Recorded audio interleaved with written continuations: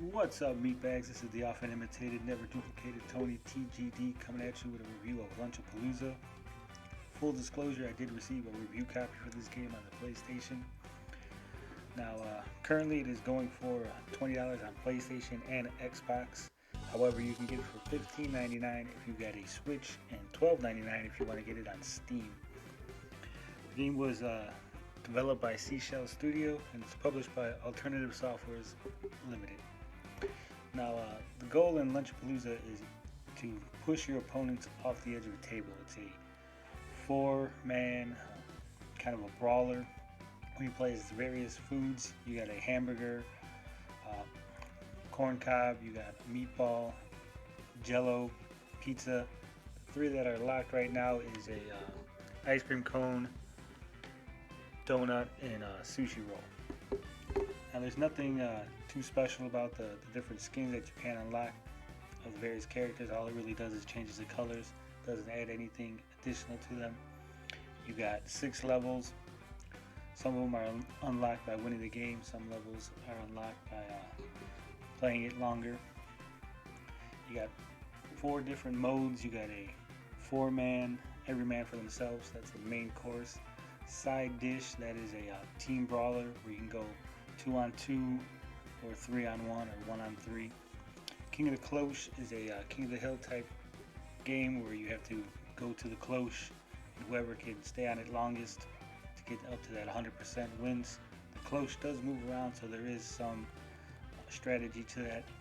And the last mode was a randomizer mode where you play for 3 minutes and 30 seconds, and whoever has the least amount of being eliminated rather, wins that mode.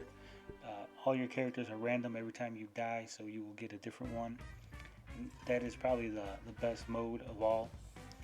It is multiplayer, so you have to have 4 players at all time, whether that's 1 human player and 3 computers, or any combination, as long as there's at least 1 human player in the game. Now, the controls on this are not that great. It feels really awkward. Sometimes you'll hit the attack button and it feels like the input's not hitting it right. The hit detection's very off, so sometimes it feels like you're hitting the guy and he's moving just a little. Sometimes you hit the guy and he goes flying. The character balance is way off. You got things like the donut and the jello, they're top tier. You know, if you got those, you're probably going to win the match. Whereas something like the hamburger, you're probably going to be middle of the pack. If you pick the meatball, your chances are you're just going to lose because all the meatball does is roll around, it rolls at people. I mean, if you miss, you could roll yourself right off the table, and it's really awkward. A lot of hectic action going on, so it's kind of hard to actually try to make your attacks hit. Like I said, with the hit detection being bad, even when it looks like you're going to hit, when you're right next to the guy, sometimes it doesn't even land. In a game like this, if you want to be serious, if you want to actually have some kind of like tournament like Smash Brothers has, you got to have perfect hit detection. You got to have controls being very tight. The game doesn't have that. Now, I will admit, for all its flaws, me and my kid did have some fun playing this game. I mean, eventually, just the stupidity of it all, just playing it, laughing, joking around, making fun of the game. It was kind of fun. It is not $20 fun, but if this game was like $5, I probably would have picked it up. As you can see, there's a lot of things going on. You got aliens going on in this barbecue level. You have various power-ups, various traps. I mean, there's a lot of potential in the game. It just doesn't seem to live up to the hype. It doesn't live up to all the fun that it seems to be. I mean, just watching it, you're probably thinking, man, this looks pretty good. It looks like it'd be a good time.